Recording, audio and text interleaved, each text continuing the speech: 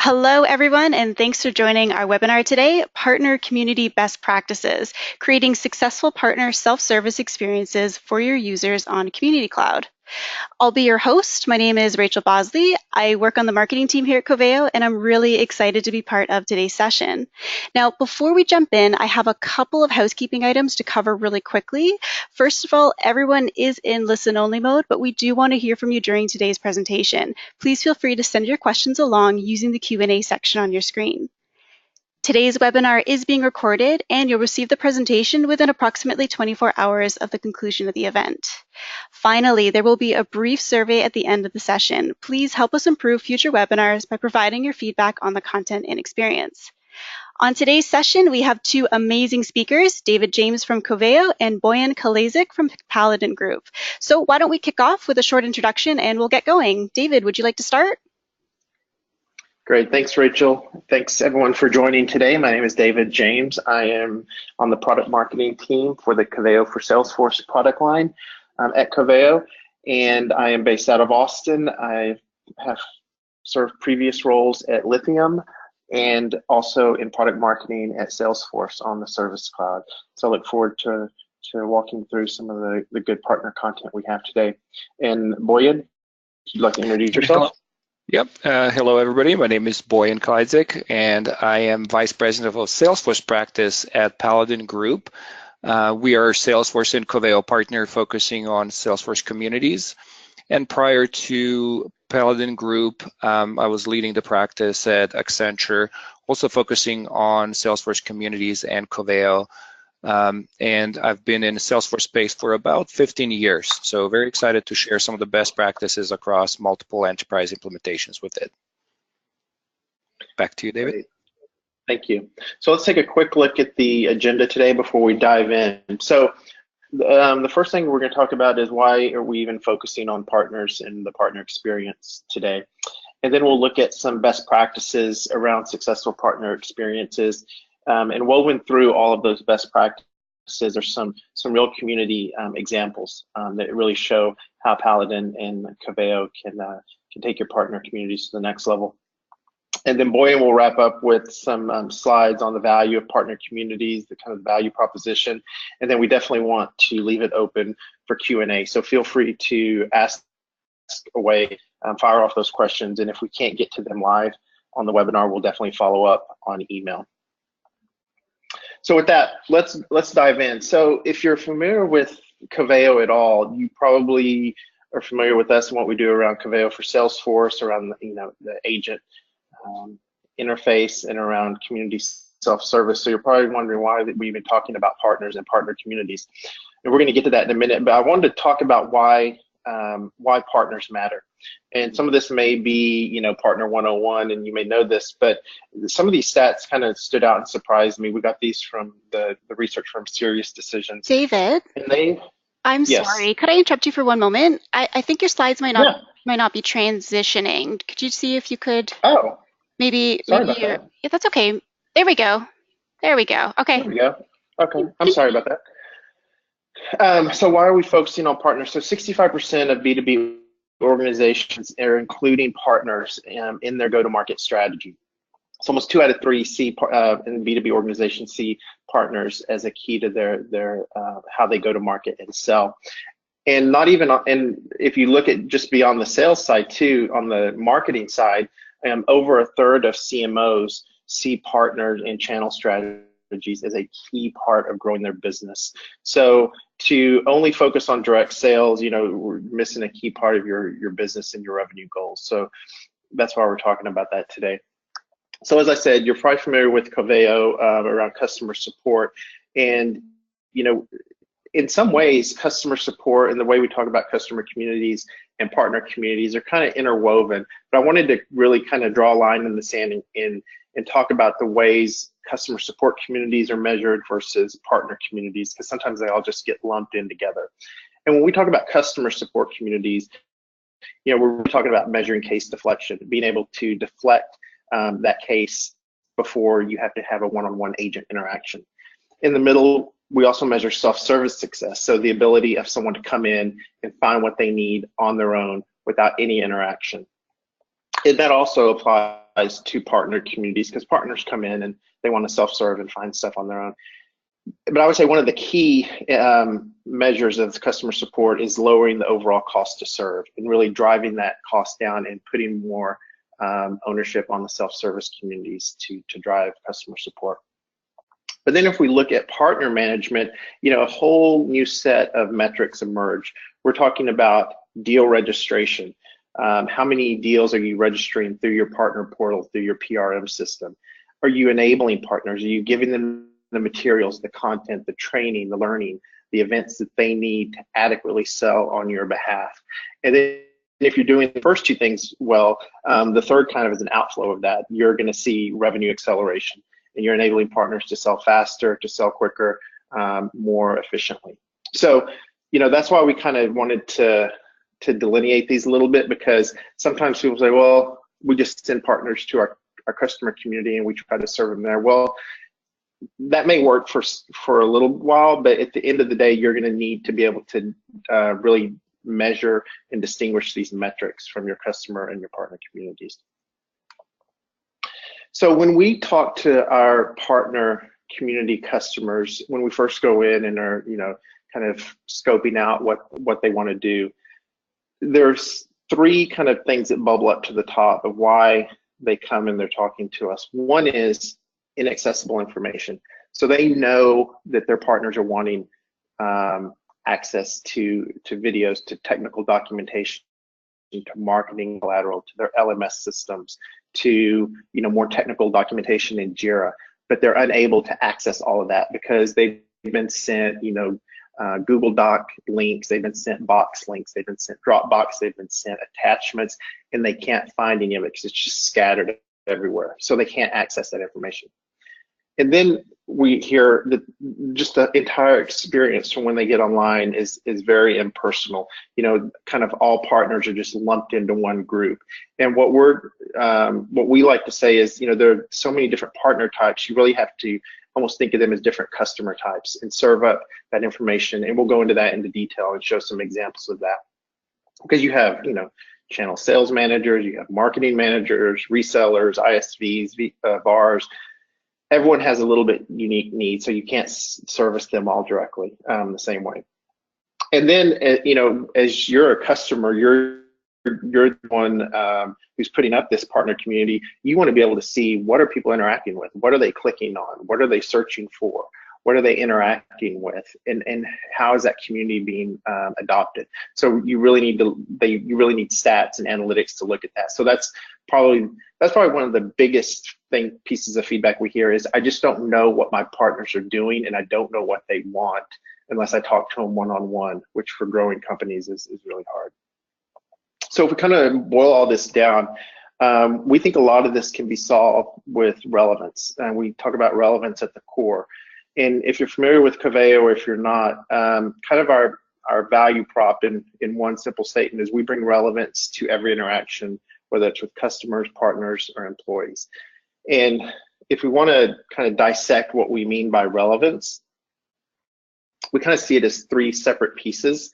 One is content, and that's what I said earlier about being able to access all the different disparate pieces of information that's scattered across your organization, and be able to bring that into one unified result list. And then if you add the content, and then you add the context. So when we talk about context, this is, what is their profile? If they're logged into the partner community, I know so much more about them now because they're logged into likely the PRM or the CRM system.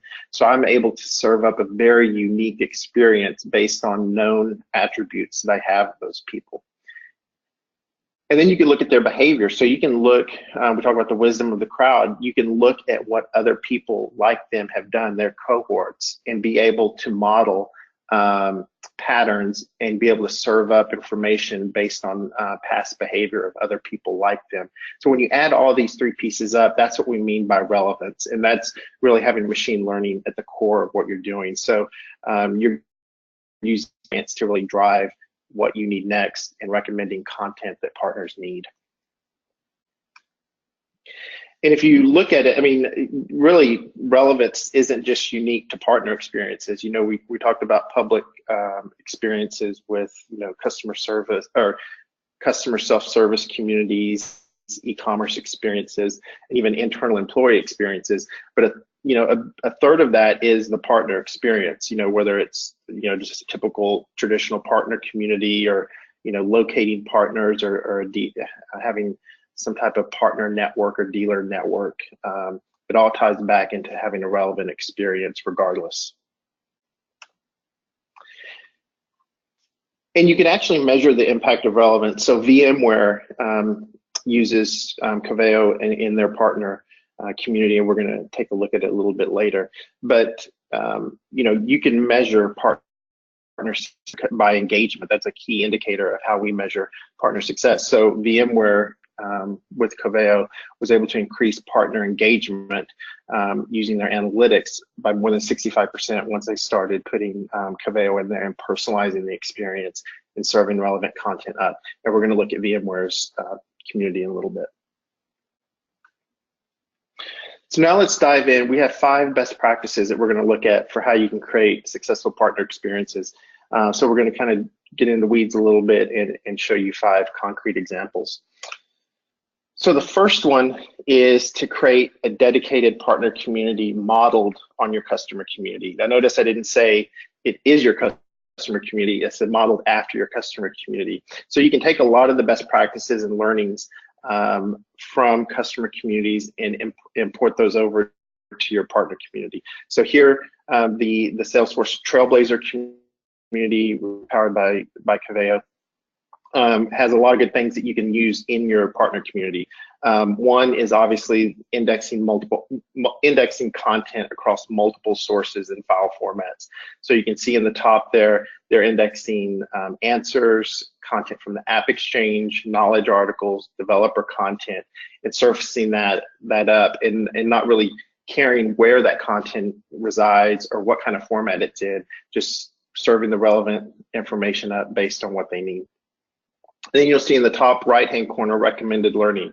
So learning and applying that machine learning to what users are doing, you're able to recommend content that they may need next. So in the partner use case, you could recommend more learning, you could recommend events based on their location, you could recommend marketing collateral based on the product they're looking for. So you're kind of giving them more information and sending them off into more learning paths. And then kind of a larger umbrella theme is, you know, not sacrificing the user experience just because you're talking to partners. You know, a lot of UX effort is spent on the customer self-service side, which it should be, but you don't want to neglect your partners, and you don't want to give them a suboptimal user experience. So using, you know, Lightning components and drag and drop UI, you can create a very dynamic, a very personal, very engaging partner community with Coveo. And so we're going to kind of go back and forth with these best practices because I want Boyan to weigh in with their experience too. So for best practice number 2, we're going to let Boyan take you through this one. Yeah, so second best practice is really making the search box easy to find. And you know, by that, what we mean, David, if you can go to next slide, we've, as a Paladin Group, as partner of Coveo, we go to partner community, and this is an example of the partner community that Coveo has. And the search box is really prominent. So search box has a subliminal message there as, you know, it shows the confidence in the content for the partner community. And, you know, we're eager to have the users come and search for content. So we want to make sure that that's really a prominent feature and not something that is put on the side for user to hunt and search for the information. Another feature, you know, for us as a partner of a community, when we look into partner of Coveo, when we look into this community, we want to find information on a homepage that is really prominent. So surfacing all the opportunities, you know, the libraries that are available to us, training content, contextual, in particular contextual training content that is driven based on our profile. And then news and events, recent article, and my cases. So as we look through this information, it's easily either a search away or it's a click away in order to find the right information. So it's really empowering the users to find information quickly. And so we're going to look on the next slide how Coveo AI Power Search works in the partner community. So as I start typing in the community in a search box, I'm getting the suggested results of what other users have typically searched for. So it takes it's feature called a query suggest, and it takes into account machine learning. So recommended similar phrases that others have found useful for the click. So this is something that is a learning, machine learning algorithm that provides valuable information for me as a user. So it's always quick and easy to find information in a community. Back to you, David. Great, thank you. So moving on, best practice number 3 is to create a personalized experience for each partner based on their attributes. And we talked a little earlier about different partner types: sales managers, channel marketing managers, resellers, ISVs. They all come into the community with a little bit different goal, a little bit different history. So you can see here, this is the VMware partner portal based on Salesforce communities with Coveo on top. And you can see that as they come in, they have a personalized homepage, and they're seeing unique content based on the partner type. So you'll see under the partner program, their partner program benefits and requirements are going to be that's going to be unique benefits and requirements based on their partner type. Because they're logged in, we what content to serve up. And a cool thing about what you can do with Coveo is you can boost content and pin content. So if you're doing, a big annual user conference, or you're doing a new product release and you want that information either pinned to the top of search results or you want it boosted, you can go in and boost content that you really want partners to see and not miss. And then if you have a global partner network, you definitely want to tailor that by language and know their location and tailor that content so that they have a very personalized experience. They're not having to go in and select different languages, that you're doing that for them.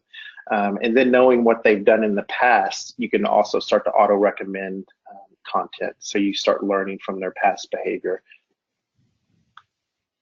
So Boyan, you can do number 4.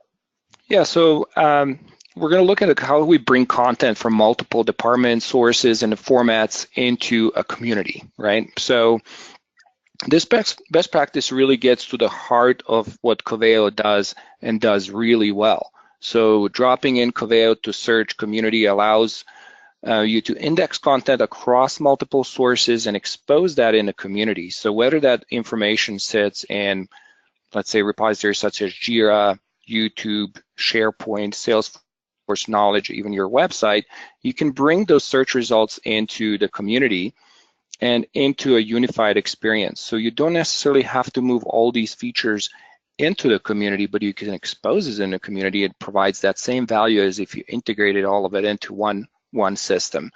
So you're getting basically the smart facets that is like Amazon-like experience for partner community. So partner can further sort and filter information that they need and get to the right resources fast. And so content, yeah, go ahead.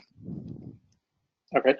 So for best practice number 5, this is probably my favorite one. It's know what your partners want and basically stop guessing. So with Coveo, we have a thing called usage analytics. This is kind of the secret sauce of what people love about Coveo, because you really get to dive in at a user level to see what people are doing. So you can build customized dashboards or use out-of-the-box dashboards, and you can really dig in and start to identify content gaps. So you can go in and see what are people searching on and clicking on, and what are people searching on and not finding. So that can start to dictate your content strategy. So if you have a lot of people that are going on and searching for release notes, and you have they're not pulling that up, then you have a problem. You can also find what are the top keywords people are searching for.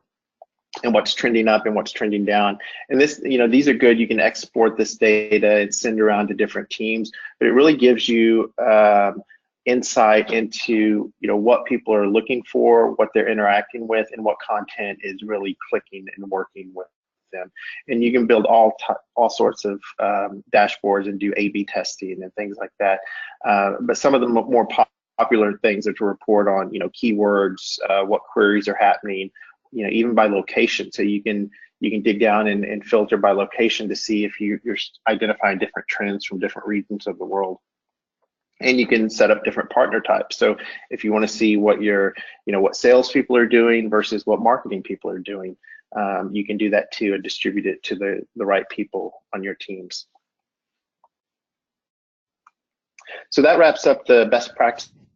I want to turn it back to Boyan to talk kind of about the value of partner communities and share some of their insights.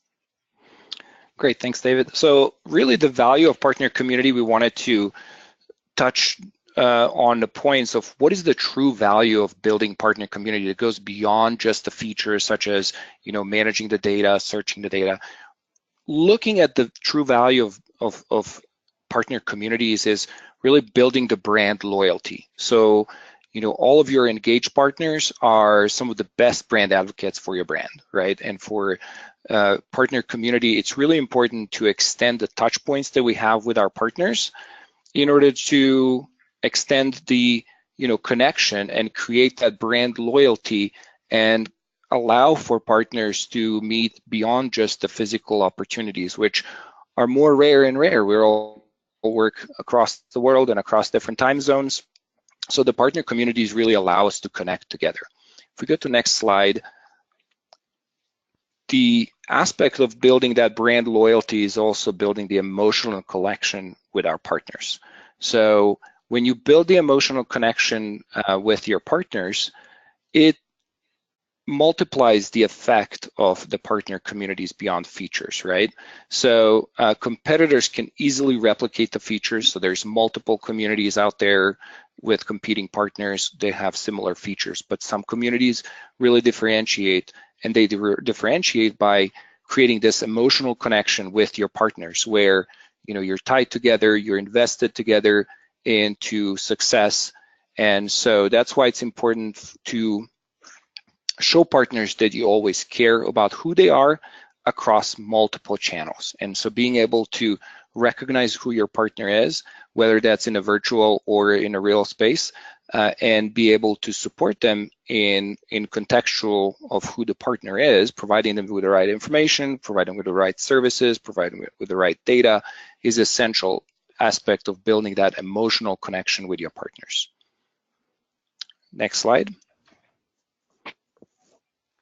So we live in a digital experience today. Our society is getting more and more digital, and we're all expecting services to be Amazon-like, right? So one click away, information is available by simple click search or other tools and across multiple devices, right? So it's a digital space where self-service is becoming a norm, and we expect that systems know who we are and what our needs are. So if we look at that same experience in a partner context, David, if we go to the next slide. So digital partner, what does digital partner experience really mean? So partners are also our customers. And so self-service is a must for partners, dealers, distributors, and resellers. So we must design that partner strategy to match the digital experience and to match their expectations. And we have to look at partner success as our success too. So sharing that success and sharing that enablement with a partner is an essential value add to the digital partner experience. And finally, providing the mobile experience across all of those aspects is essential in order to provide the value of the partner community. If we look at the example on the next slide, this is the Amazon partner community. So just like the Amazon.com provides a great experience, Amazon partner community provides the great experience. So it's contextual. It's all the information is easy to find, mobile accessible, information. And so partners expect similar experience, just like they have on a commerce site, to interact with Amazon as a brand through the partner experience. Let's go to the next slide. So how do we drive the partner loyalty? So we want to empower the partners with information they need to be successful. And we want to reward and celebrate partner success and their contributions to the community. We want to make it effortless for partners to do business with us in order to drive that loyalty, and then provide a feedback and guidance for success. We want to support partners along the entire journey, and that starts really with onboarding all the way to, you know, mature partner relationship where we know exactly where they are. So in order to always provide personalized contextual information, we want to show partners that we know who they are and we know what their needs are. So that's really that digital experience that we're trying to map in the partner community. And next slide. And in order to create that self-service, we really need to scale, right? So one-to-one partner engagement is simply not scalable. So leveraging AI and machine learning, like we've seen in some of the best practices that David has presented earlier, is really essential in growing that one-to-many relationship with our partners. So machine learning will look into information from all other partners and then automatically learn from past interactions, fine-tune the experience for any future uses. And then we use the AI-powered search to understand partners' context and evaluate which content is relevant for them. So that's how we tie that personalized experience that we can provide in a partner community that goes well beyond just the features of, you know, what typical communities are providing, such as managing the opportunities, managing leads. You know, by creating this personalized experience, we are creating emotional connection of where we understand who the customers are, who our partners are, and what information they need. Back to you, David. Great. Thanks, Boyan. So just wanted to wrap up, if you're not familiar with Coveo, we are the leader in the Gartner Magic Quadrant for Insights Engines. And a lot of that is based on the relevancy that we provide, and that's kind of at the core of how we distinguish ourselves. And if you're interested in getting a copy of that, don't hesitate to reach out to us, or you can find it on our website. Just search Gartner MQ and it'll come up. We move along, and here's some of the customers that we do business with every day from a Coveo for Salesforce standpoint. Some use our partner communities, some customer communities, but I'll use Salesforce at the core. So we wanted to give you the opportunity to get some free stuff and to sample Coveo for attending this webinar. So a couple of asks. If you want to download Coveo from the App Exchange and try our free edition, you can go either to coveo.com/free hoodie. That's probably the easiest way, and register, and it'll take you on a step-by-step process to try out Coveo in your community cloud or partner community. And the free edition is just, it's not all the bells and whistles that Coveo provides, but it'll let you play around with your Salesforce content and use the app builder and be able to you know, get a feel of it and look at the usage analytics and reports, and just then you can, you know, decide whether it's right for you, and you can upgrade to Pro or the Enterprise Edition. But coveo.com/free hoodie, and install it, start playing with it, and we'll ship you a nice Coveo hoodie. And then Boyan, do you want to talk about this one? Yeah, so if you have any additional questions about Salesforce communities and Salesforce implementation, please reach out to Paladin Group, and we will be glad to look at your use cases, whether they're partner, employee, or a partner or customer communities. We will help you drive you along that journey and create successful communities. Great.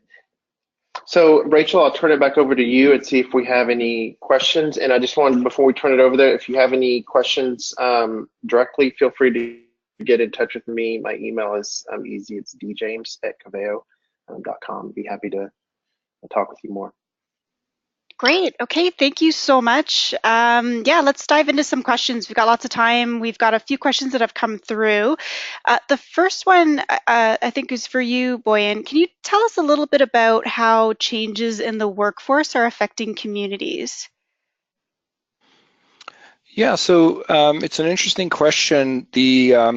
Especially from a millennial perspective, with today's new workforce becoming more and more prominent, millennials are coming into the space and don't even have the experience using email that much, but they're definitely heavily utilizing the mobile applications and expect all the systems to operate in the mobile devices in a mobile space. So we're seeing more the need for searching the content, and so everybody expects from a millennial age to search the content or to find information and operate on the mobile devices. So that traditional approach of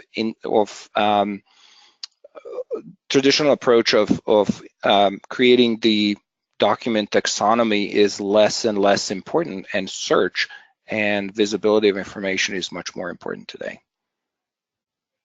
Okay, fantastic. Thank you.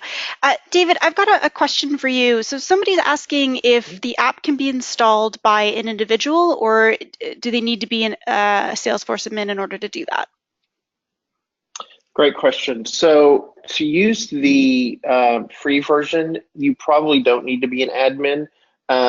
But if you're going to be using, I mean, if you buy Coveo and you're using it within your organization, you're going to want your CRM admin to have access to it. You have to have App Exchange privileges. So if you don't have the ability to go in and install App Exchange apps, you're not going to be able to do it. So make sure maybe your CRM admin can grant you temporary access to download the app and play around with it, or get them to install it and use it.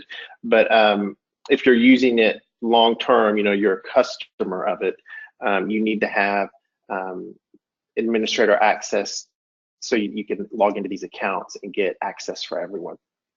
It's a great question. Okay, thank you. So David, another question here. Can you explain how Coveo is added to a partner community? Yes, so super simple. Community Cloud is kind of the umbrella product. And then you have employee communities, customer communities, partner communities. So you have a customer community or a partner community, and you download the App Exchange product. It will show up as a component, and you just add it to the community through the Lightning builder. So it will show up as a component in the side, and just drag and drop that component into the community builder. It's really easy, and you don't have to be using a Lightning community to use Coveo. So we have customers who are still using Visualforce, or they're on the legacy portal product.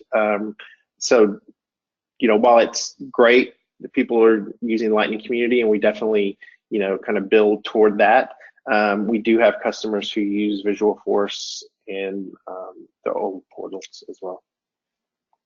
Okay, thank you. And David, there's another question here for you as well.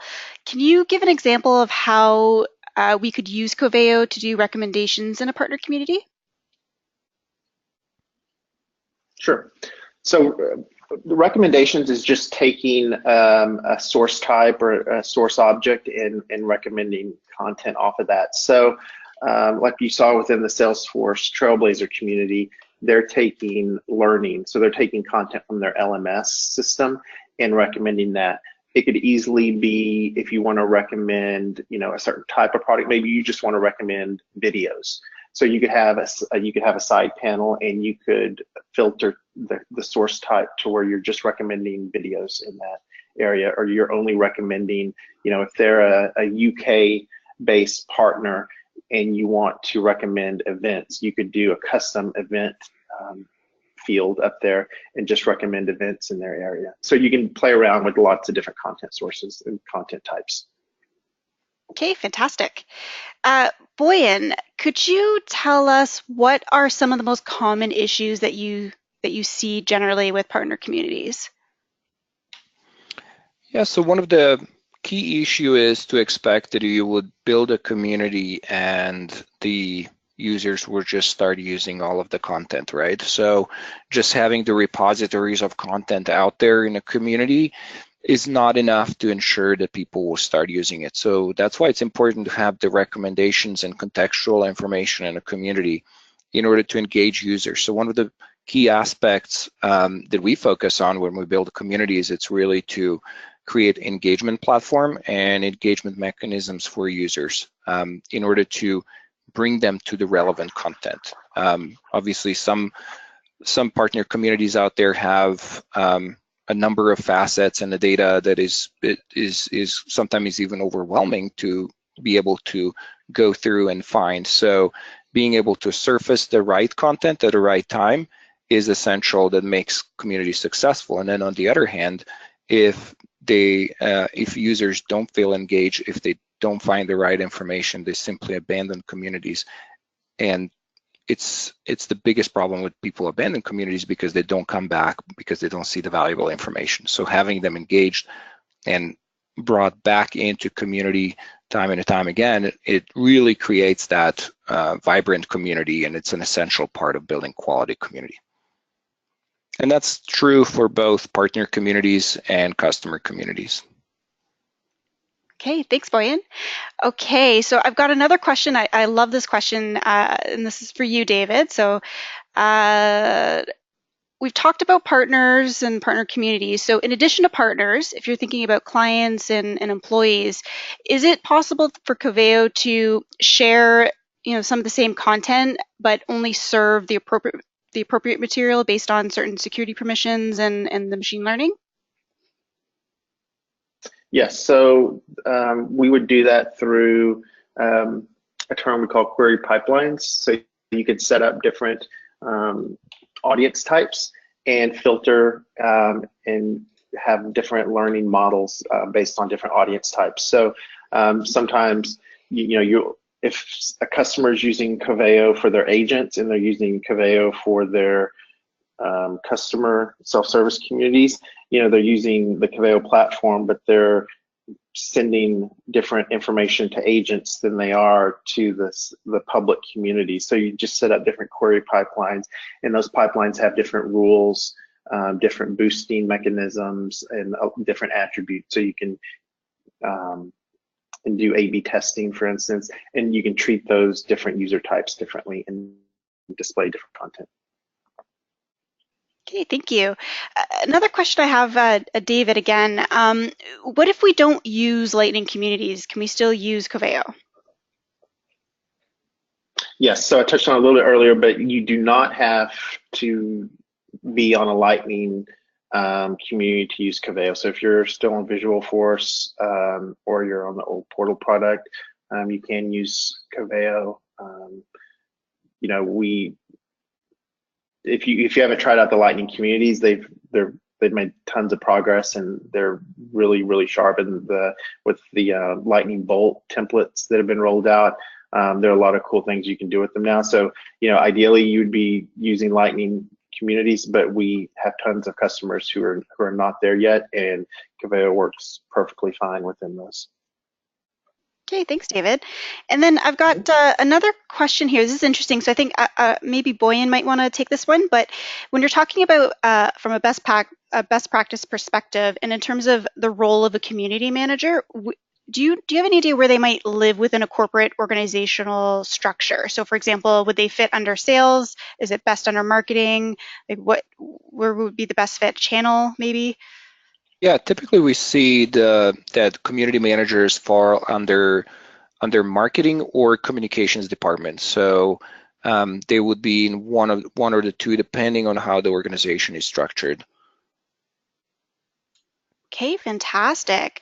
Okay, so I don't see any more questions in the queue, so I guess that would be a great time to wrap up. if anyone has any more questions, you can always reach out to us. You can find us on our website, coveo.com, and you can submit a contact us form. Yeah, we could follow up with you directly. So on behalf of Coveo and Paladin Group and the rest of the team, I'd like to thank everybody for attending our Partner Community Best Practices webinar.